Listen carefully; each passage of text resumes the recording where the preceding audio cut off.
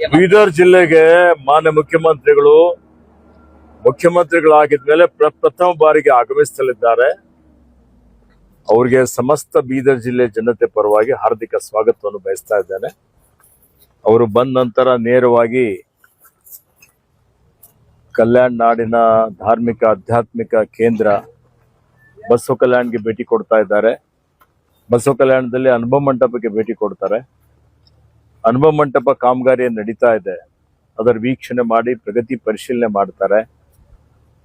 ಅದಾದ್ಮೇಲೆ ಅಲ್ಲಿ ಬಸವ ಕಲ್ಯಾಣದಲ್ಲಿ ಕೆಲವೊಂದು ವೃತ್ತಗಳಿಗೆಲ್ಲ ಭೇಟಿ ಕೊಟ್ಟು ಇವತ್ತು ಅಲ್ಲಿಂದ ಬೀದರ್ಗೆ ಬಂದು ಬೀದರಲ್ಲಿ ಒಂದು ಕಾಂಗ್ರೆಸ್ ಕಾರ್ಯಕರ್ತರ ಸಭೆಯಲ್ಲಿ ಭಾಗವಹಿಸಿ ಕಲಬುರಗಿಗೆ ಹೋಗಿ ಕಲಬುರಗಿಯಲ್ಲಿ ವಿಭಾಗೀಯ ಮಟ್ಟದ ಪ್ರಗತಿ ಪರಿಶೀಲನೆ ಸಭೆ ಇಟ್ಕೊಂಡಿದ್ದಾರೆ. ಮಳೆ ಇಲ್ಲ, ಬರಗಾಲ ಇದೆ, ರೈತರು ಬಹಳ ಕಷ್ಟದಲ್ಲಿದ್ದಾರೆ.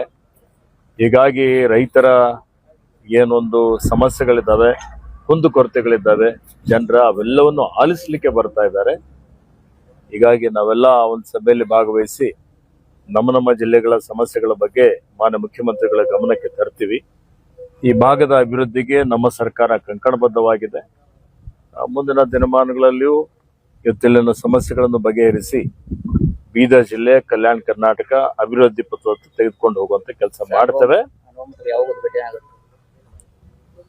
ಮುಂದಿನ ವರ್ಷ ಬಸವ ಜಯಂತಿಗಿಂತ ಪೂರ್ವದಲ್ಲಿ ಅನುಭವ ಮಂಟಪ ಕಾಮಗಾರಿ ಪೂರ್ಣಗೊಳಿಸಬೇಕು ಅಂತ ತೀರ್ಮಾನ ಮಾಡಿದ್ದೇವೆ.